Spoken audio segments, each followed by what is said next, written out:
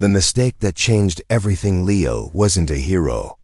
He was just a junior engineer from Earth, working at a boring space station called Outpost Vega 9. His job? Fix broken satellites, drink terrible coffee, and not die in space. Simple, but that day ... Nothing stayed simple. It started with a strange signal. The signal came from a nearby jungle planet, code-named 03. It was supposed to be uninhabited. No cities, no intelligent life. Just big trees, weird plants, and lots of space dust. But the signal? It was an emergency beacon. Leo looked at the flashing screen and raised an eyebrow. Well, someone down there is having a bad day. Being the closest ship, Leo was asked to check it out. Just a quick scan, his supervisor said, in and out. Don't touch anything. Famous last words. Leo landed his small pod on the surface of 03. The air was breathable. The sky was purple. The trees looked like broccoli with anger. Issues. As he walked into the jungle, the beacon signal got stronger. Then he saw her. She was lying on the ground near a crashed vehicle, tall, armored, and very not human. Her skin had a soft silver glow, and strange symbols were tattooed down her arm. A metallic spear was stuck in her leg, and smoke rose from the wreckage behind her. Leo rushed over. Hey, are you okay? The alien woman opened her eyes slowly. She looked at him, confused. Then amazed, he pulled out his medical kit and carefully removed the spear. She gritted her teeth but didn't cry out. Leo admired her strength. He cleaned the wound, gave her water, and helped her stand. She was heavy, like holding up a motorbike. But Leo managed. The alien placed her hand on his chest. Then she said something in her language. He didn't understand a word. It didn't matter. She smiled, and that's when Leo made a mistake, a big one. He smiled back. Back on the pod, Leo tried to contact Earth Command. Yeah, I found someone. Definitely not human, injured, but alive. Bringing her in. Before he could say more, the alien pressed a button on her wristband. Suddenly, a large spaceship appeared above them, silent, dark, and shaped like a floating blade. Leo panicked. Okay, that's not mine. The ship beamed both of them. Aboard, Leo was surrounded by tall warriors in sharp armor. They didn't speak, but they bowed ... to him. Hi. One of them spoke in broken English. You saved Kalira. You ... helped. You are now her chosen. Leo blinked. I'm her what? The warrior nodded proudly. You have done the ritual of offering. You have claimed her. She has accepted. You are bonded. Leo laughed nervously. Okay, wow. You guys really need to update your first aid manual. But no one else was laughing. Kalira walked forward and stood beside him. She looked at the other warriors and said something in her language. They all cheered. Leo whispered, I think I just accidentally married an alien. In the following hours, Leo tried to explain. I didn't mean anything. I was just helping. I'm not looking to settle down, especially not with someone who carries a spear and might eat raw lizards. The translator didn't help much. Every time he tried to leave, someone stopped him politely but firmly. Food was brought to him. A room was prepared for him. Warriors came by to congratulate him. One even handed him a baby animal as a gift. The situation was getting worse. And Kalira? She followed him everywhere. She smiled often. She looked proud. She told everyone, he picked me up. He gave me water. He healed me. He smiled. Those 4 actions in her culture meant something sacred. On 03, Leo hadn't just been kind. He had proposed, and Kalira had said yes. Meanwhile, Earth Command was watching everything from a distance. They sent a message. Do not offend them. This race is powerful. They respect tradition. Any disrespect could lead to conflict. Be careful. Leo sighed and looked at Kalira, who was now sharpening her spear and humming a tune. Great. He muttered, I joined a dating show and didn't even apply. But deep inside, a strange feeling started to grow. He wasn't just scared anymore. He was curious. When kindness gets you engaged, Leo woke up to the sound of drums. Big, deep, echoing drums that felt like they were shaking the air around him. He sat up, groggy, confused, and completely disoriented. The bed he was in wasn't his. It wasn't even a bed.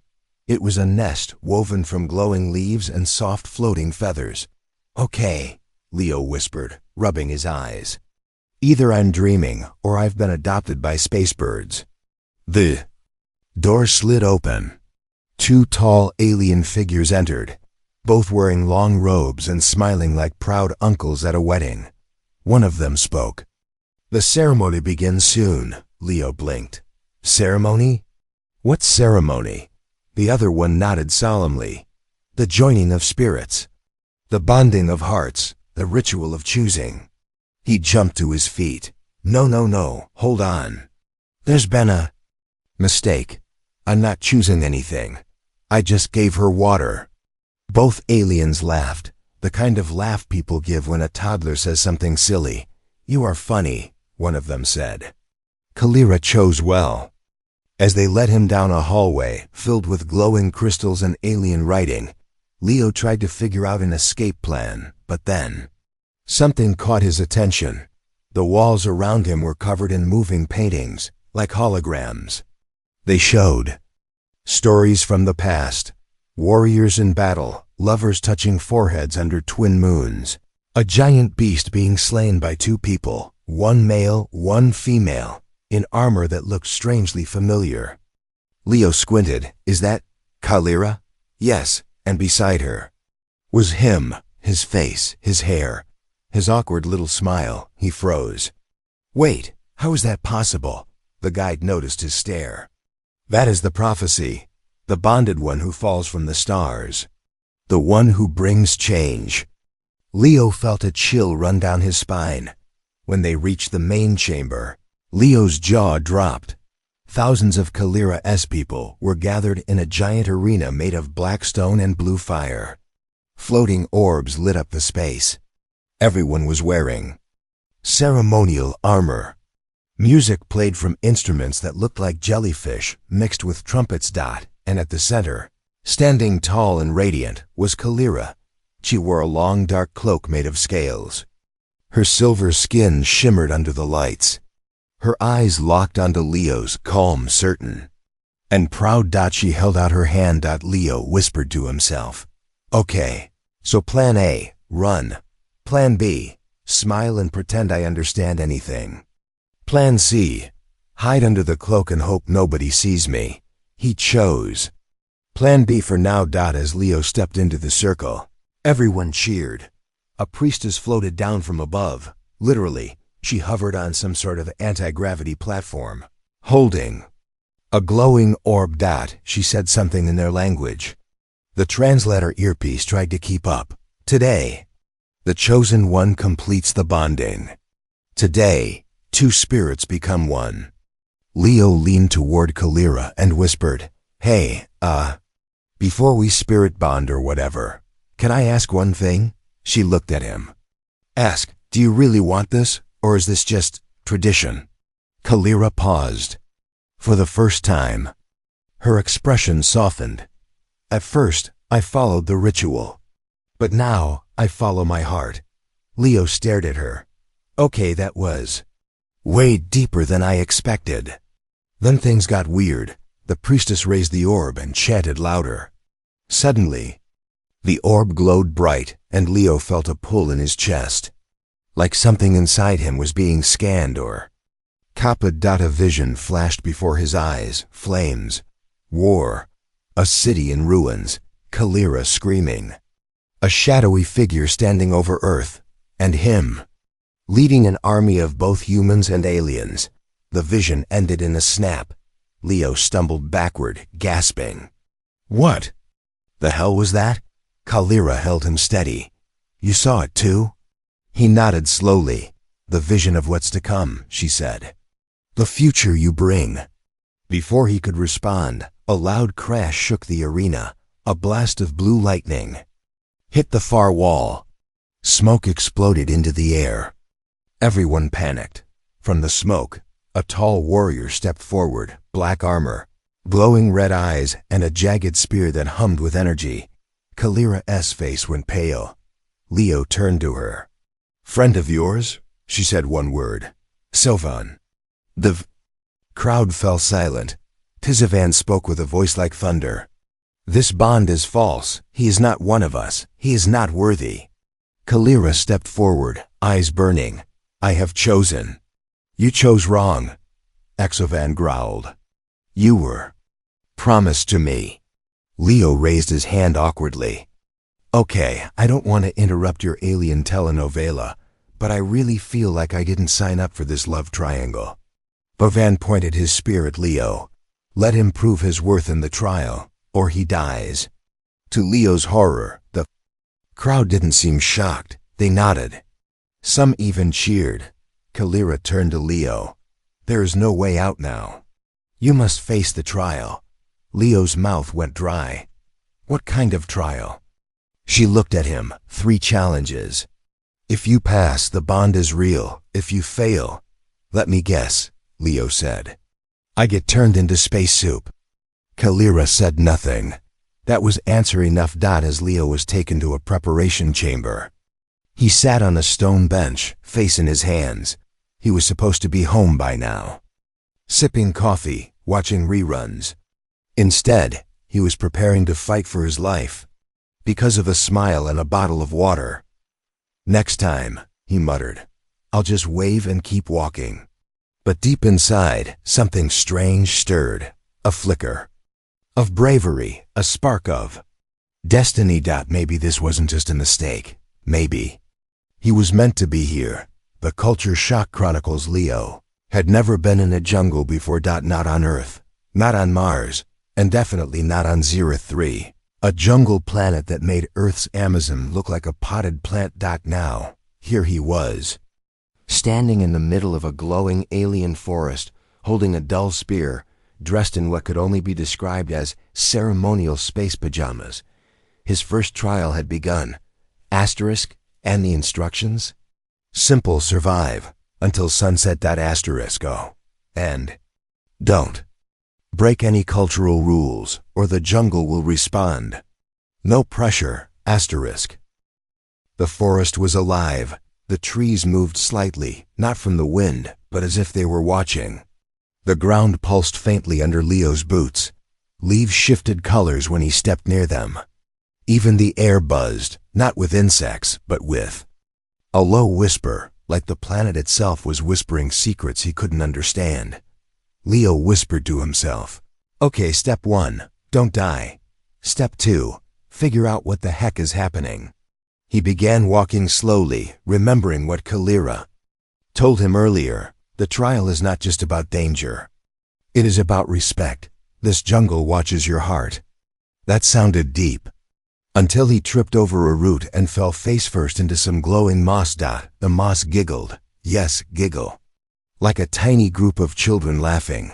Leo scrambled up. Okay. That's new. Definitely not moss from Home Depot. About 20 minutes into the trial, Leo encountered his first real problem. A creature blocked his path, something between a jaguar and a porcupine, with bright red eyes and spikes that rattled when it moved. Leo froze. The creature growled. Then it did something weird. It lowered its head and placed a fruit in front of him. Leo blinked. Is this a gift? Or bait? He remembered what Kalira had said. Refuse a gift from the jungle, and it may refuse you. So Leo slowly picked up the fruit and took a bite. It tasted like watermelon dipped in lightning. His hair stood up. His fingers tingled. But the creature purred and walked away. Leo sighed in relief. So far, so good. But the jungle had layers. And secrets. As Leo walked deeper, he began to notice strange structures, ancient statues, vines, shaped like hands, and symbols carved into glowing stones. Then he heard something strange. Music. Soft, melodic, but very familiar. A human lullaby. He followed the sound. Heart racing. It led him to a clearing, and in that clearing was himself, or at least a perfect copy, standing there, smiling. Leo stepped back. Okay, nope. I've seen enough sci-fi movies to know this is where things go bad. The copy spoke. In Leo's voice, "She will change you. Are you ready for that?" Leo's eyes narrowed. "What are you?" The copy laughed. "I am the question. The trial of truth. If you lie, the jungle keeps you." Great. Now he had a riddle monster to deal with. The trial began. The copy asked questions, one by one. "Do you truly want to stay?" Leo paused. Don't know, but I want to find out." The trees around him glowed brighter. "Would you leave Kalira if Earth ordered you to?" He hesitated longer this time. I don't think I could." The jungle whispered again, this time softly, like a sigh of approval. "Do you believe you belong here?" Leo looked up at the sky, at the twin suns, at the strange glowing trees, at the vision he saw in part 2. "Not yet," he whispered, "but maybe I will." The copy smiled and vanished. The clearing went silent. Leo let out a long breath. "Okay, weird ghost version of me. Thanks for the therapy." But the jungle wasn't done yet. As the suns began to set, Leo stumbled into the final section of the trial, a field of crystal thorns. Thousands of sharp, glowing spikes, humming with energy. There was no path, no guidance. Just the knowledge that Kalira had once passed through this as well. Leo muttered, "And they say romance is dead." He took a step in. The thorns buzzed. A memory flashed in his head. Kalira smiling, her hand on his chest. Another step. A flash. Axavan's voice. "He is not worthy." Another step. Vision. Earth commands message. "Do not offend them." The thorns weren't just cutting skin. They were cutting into his fears. Each one touched a different thought. A doubt. A regret. A worry. By the time he reached the other side, Leo was bleeding, dizzy, and shaking, but he was smiling, because he had made it. The jungle whispered one final word, in his ear, in English this time. "Accepted." Later that night, back at the alien city, a great fire roared in the ceremonial pit. Kalira stood beside Leo, her hand wrapped gently around his. The elders nodded. The priestess smiled. The trial of the jungle was complete. 1 down, 2 to go. But just as the celebration began, a small ship crash-landed outside the walls. Guards rushed. Alarms blared. The crowd turned to face the smoke. From the wreckage, a human stepped out. Not a warrior, not a diplomat, but a spy. He looked directly at Leo and said one word: "Abort." The challenge of acceptance. The spy looked like he'd crawled through 5 different wars, and possibly lost all of them. His suit was torn, his face was bruised, and his first word after crash landing was, "Abort." Leo stepped forward. "Abort what?" The man raised a shaky hand toward him. "Your mission, your contact with them, this whole situation." Kalira stood protectively in front of Leo, her spear crackling with energy. Who is he? Leo didn't know. But the uniform was Earth Alliance. And that meant trouble. They brought the man inside the council chamber. The elders surrounded him, stone-faced, glowing-eyed. And not the friendliest crowd for a surprise guest. Leo finally spoke. "Start talking, now." The man coughed, took a shaky breath, and said, "I'm Agent Wren, embedded in Zero 3 for 18 months. I was sent to monitor cultural tensions, and I just uncovered a plan to overthrow their leadership." The elders murmured. Kalira narrowed her eyes. "A lie to divide us." But Wren shook his head. "It's not you, warrior. It's Exovan." "Of course it was," Leo groaned. "Let me guess. The drama-loving warlord with anger issues and great cheekbones?" Wren nodded grimly. "He's gathering forces. secretly building weapons from. Ban tech, his goal, end the peace treaty. Destroy the Earth Alliance and claim the throne. With or without Kalira. The room exploded into chaos. Elders debated. Warriors argued. Even the floor lights started flickering nervously. But Leo? He felt something shift inside. He'd come here by accident. He'd helped someone, smiled. And now he was part of something. Much bigger. A planet on the edge of war. A woman who trusted him. A people who somehow now saw him as one of their own. Ren turned to him. We need to go. You've passed your first trial. That's good enough for the Alliance. We'll say you did your duty and extract you before it gets worse. Leo looked at Ka single quotes Lyra. She didn't beg. She didn't plead. She just stood strong. Waiting. Leo sighed. No, I stay. Ren blinked. Excuse me? Leo stepped forward. If Exovan is planning something, I need to see it through. I started. This mess, I'm not running. Kalira finally spoke. Then we prepare for Trial 2. Trial 2 was called The Reflection of the Flame. It wasn't about survival. It was about strength of heart. And Leo wasn't fighting the jungle this time. He was fighting Exovan. Yes. A literal duel. Spear against spear. Man versus alien tank in shiny black armor. Cool, Leo muttered. Trial 1 was poison plants and emotional trauma. This one's just casual murder. Great. Kalira handed him his armor, woven from metals that adjusted to his body, whispering like wind as he moved. She said, You will not fight him. Alone, Leo raised an eyebrow. I mean, I technically will if it's a duel, right? She smiled faintly. Not alone in spirit. The arena was packed. Thousands of Zarathians, horns blew. Fires burned. Warriors beat their chests. And there, across from Leo, stood Exovan. His armor was terrifying. His spear crackled like a storm. And his face? Smug, dangerous, confident. Leo, meanwhile, was holding his weapon like it might suddenly become a toaster. The elder priestess raised her hand. The challenge of acceptance begins. And just like that, Exovan attacked. Leo dodged. Barely. The spear flew past his head with a sharp crack that lit the air behind him. He rolled, tripped, and smacked face first into a ceremonial pillar.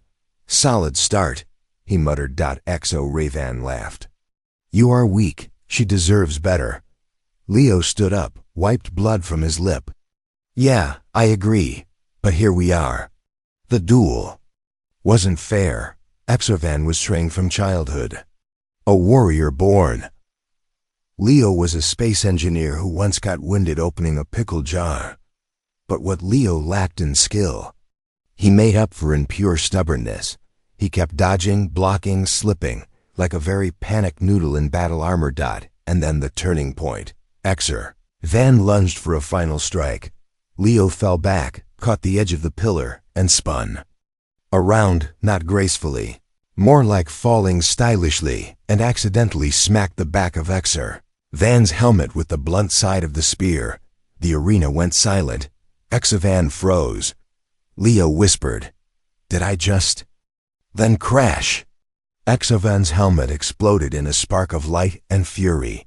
The warrior roared, dropped his spear, and tackled Leo straight into the dirt. Kalira stood, alarmed. But the elders held her back. This is his trial 1. Sighed, he must finish it. Asterisk pinned down, Leo struggled. Exovan sneered, She will never truly be yours.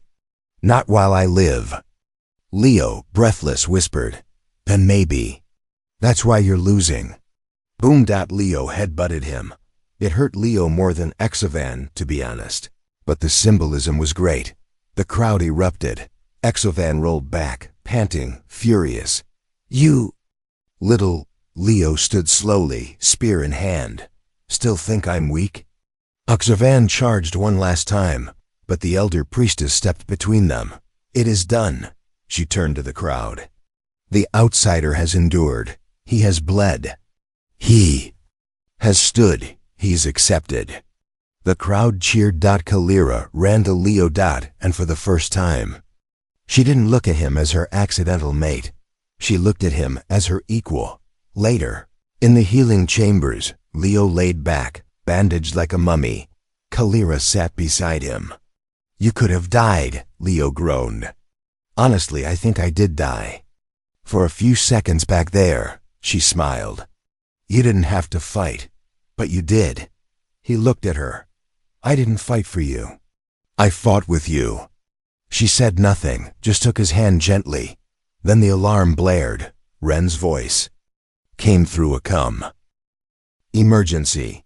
Exovan's forces just attacked a neutral village. He's not waiting anymore." Leo sat up, wincing. "So much for acceptance.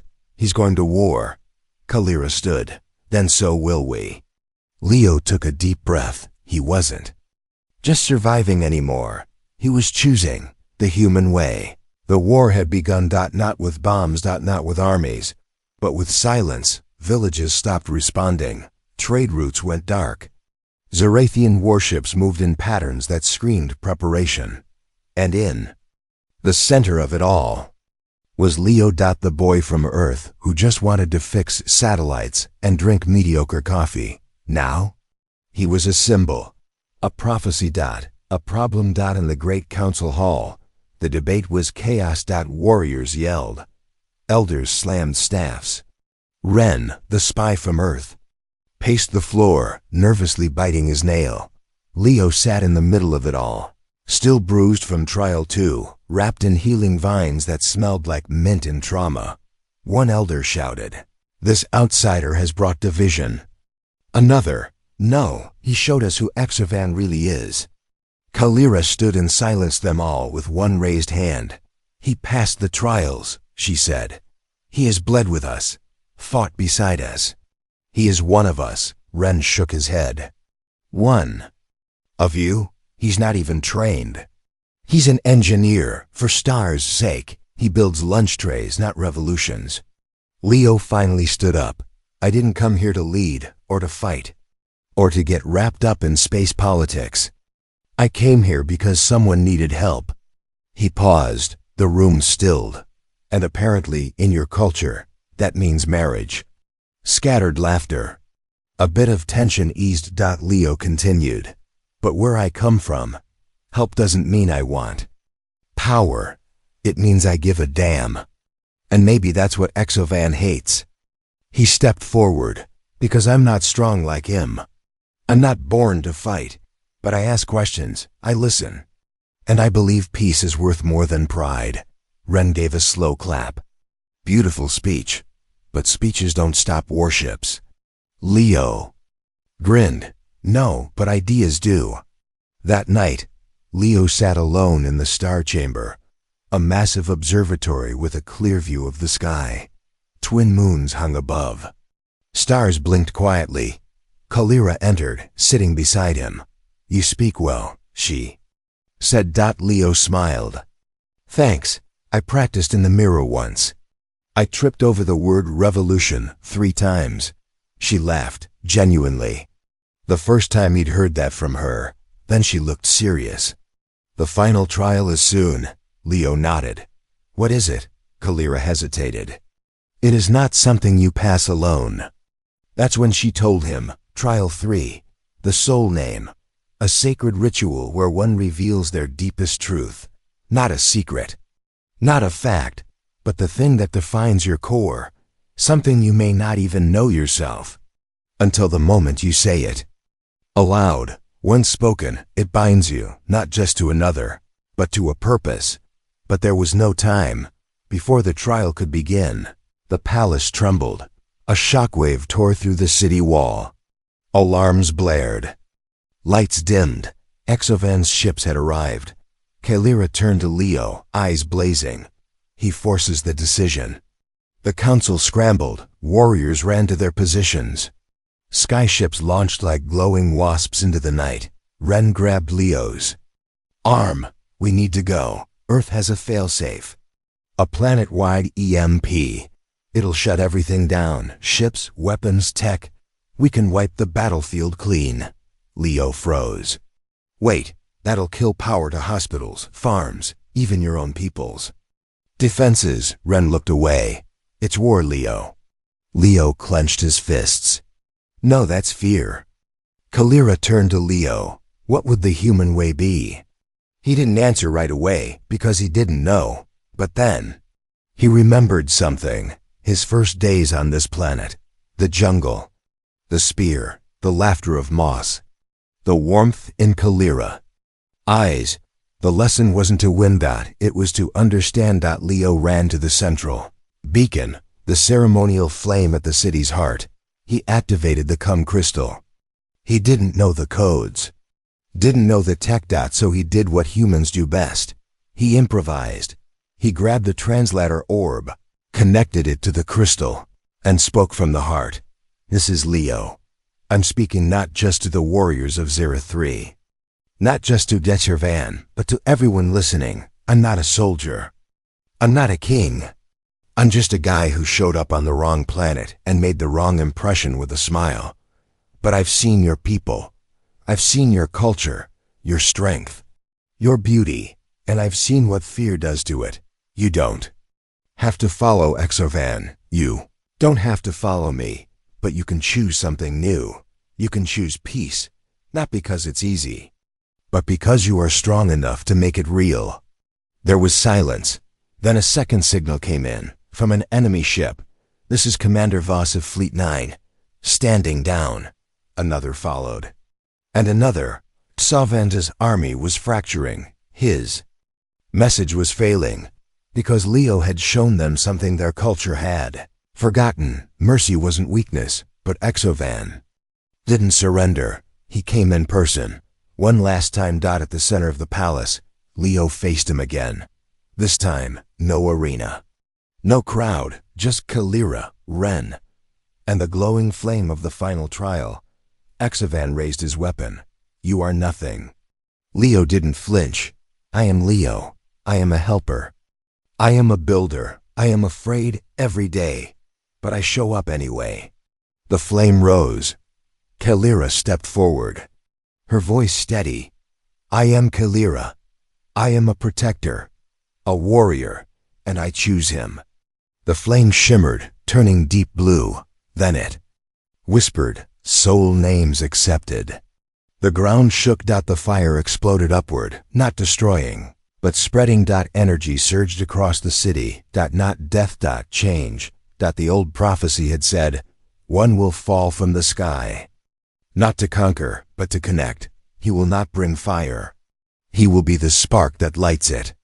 And so Leo became the spark. Servan was taken into custody by his own people. Not because he was beaten, but because he had become irrelevant. World was shifting. Peace talks began the next day. Kalira and Leo stood together, not bonded by tradition, but by choice. That night, under the twin moons, Leo finally sat with Kalira by the fire. He turned to her. Just for the record, this is still the weirdest first date I've ever been on. She smiled. We do things differently here. He leaned back, stared at the stars. And for the first time, he didn't feel lost. He felt home. The bigger danger, the city of Solari Prime, stood quiet for the first time in weeks. No alarms. No warships. No accidental marriage proposals. Just soft wind sweeping across the glowing rooftops, and the occasional laughter from markets reopening across the capital. Peace had arrived. Leo didn't trust it for a second. He was still getting used to his new role.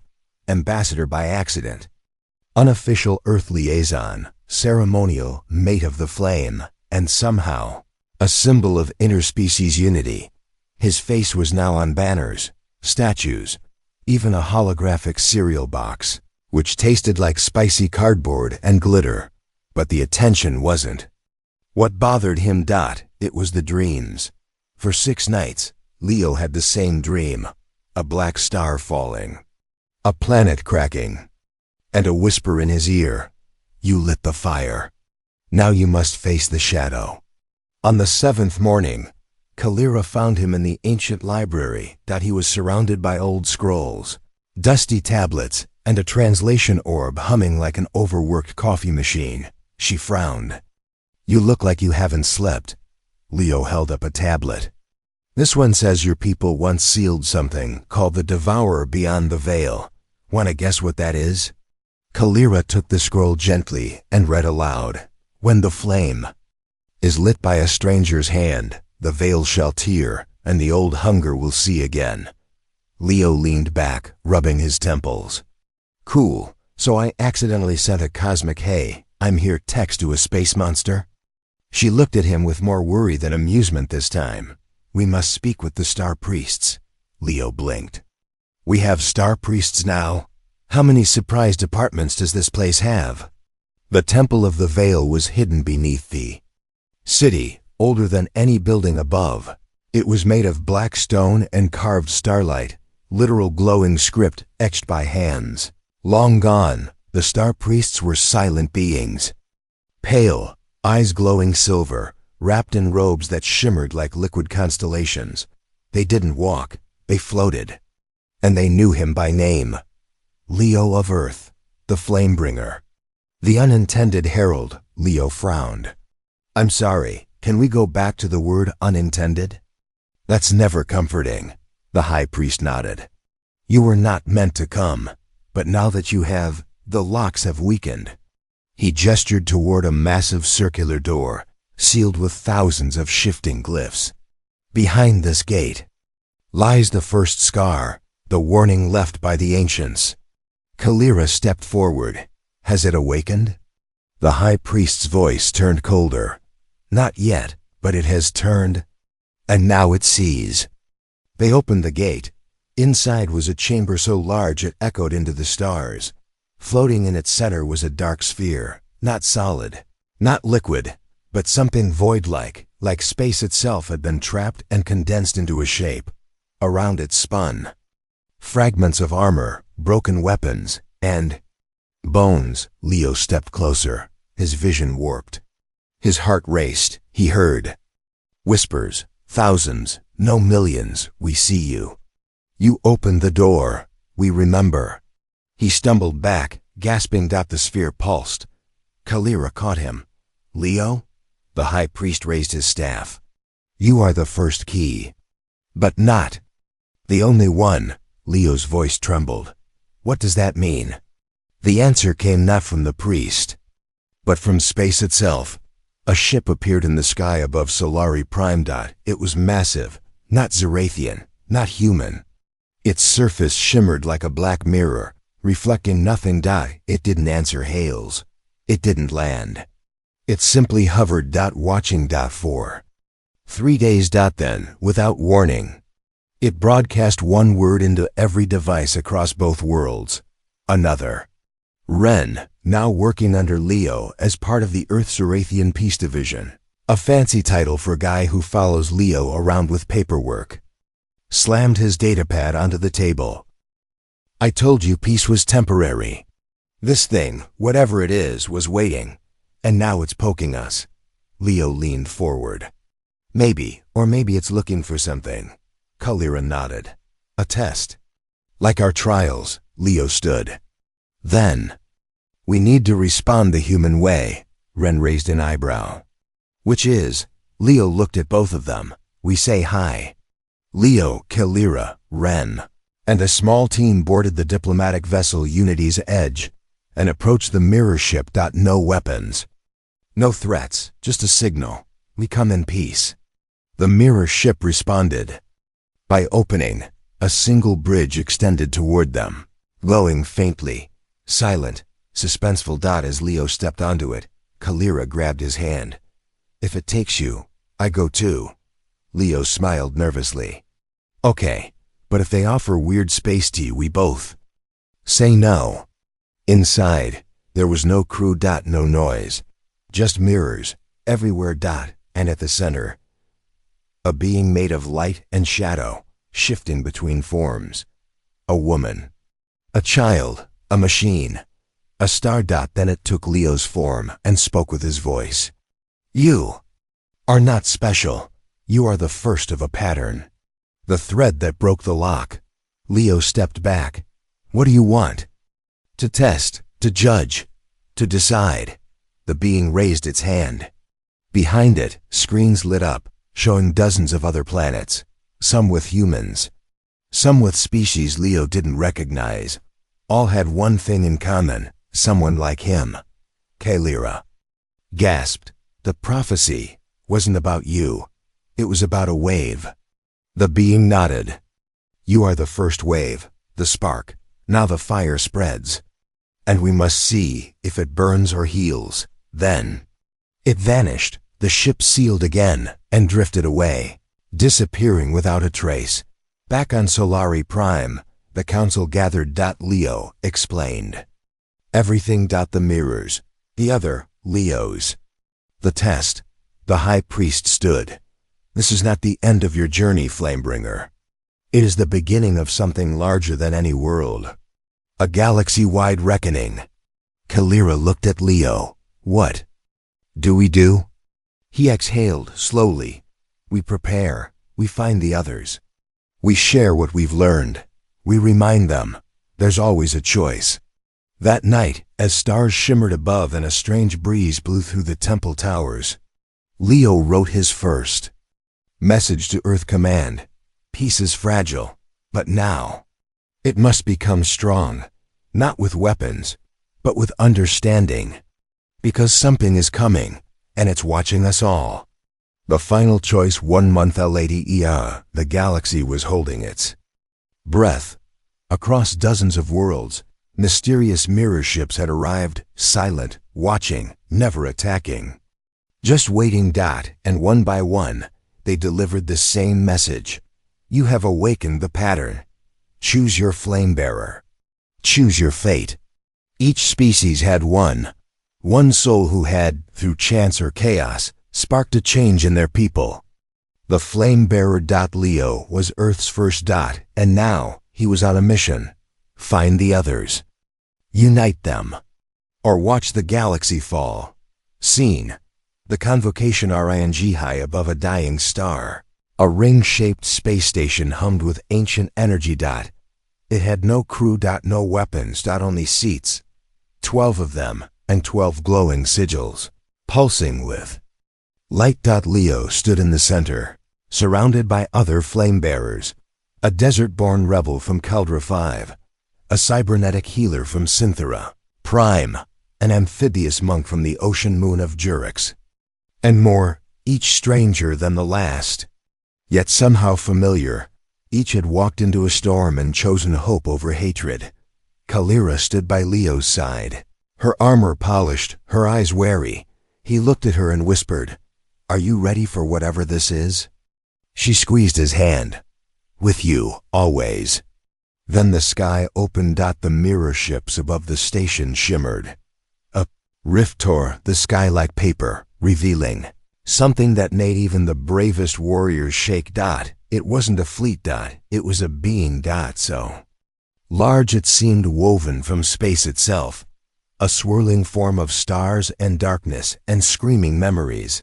"We are the observer," it said. "We once watched over the first civilizations. Now we judge their children." A screen formed before them and showed what could come. Worlds burning, civilizations turning on each other, flame-bearers fighting. Instead of uniting, the observer's voice rumbled like distant thunder. "We offer a test. One will decide for all. Choose your final flame-bearer." A pause, and choose what must be sacrificed. Tension rippled through the room like static. Each flame-bearer looked to their companions. Some shouted, some argued. One tried to leave, and vanished. Without a trace. Leo stepped forward. "This isn't a game." The observer responded, "It is survival. Unity or oblivion." The trial was unlike anything they'd faced. Each flame-bearer was sent into a separate vision trial, a twisted simulation of their home, their fears, and their deepest pain. Leo awoke in a version of Earth that was perfect. No war, no hunger, no pain. His parents were alive. His old dog Nugget ran to him wagging its tail, and Kalira? She stood beside him, smiling, human, But something was wrong. Too perfect. Too easy. A voice echoed in the sky. Stay. Choose peace. The galaxy will end, but you will be happy. Leo closed his eyes, breathed deeply, then whispered, "This isn't peace. This is comfort with blinders on." And the illusion shattered. He awoke, alone, except for Kalira. But something was wrong with her. She was trembling, eyes red. "Leo," she said. "My trial, I saw you die. Again and again, because of me." He stepped toward her. "You didn't cause this. I chose this." She shook her head. "The final decision must come from you." "But I must be the price." He froze. "What?" She lowered her voice. "That's the real test. You choose the galaxy, or me," the observer returned.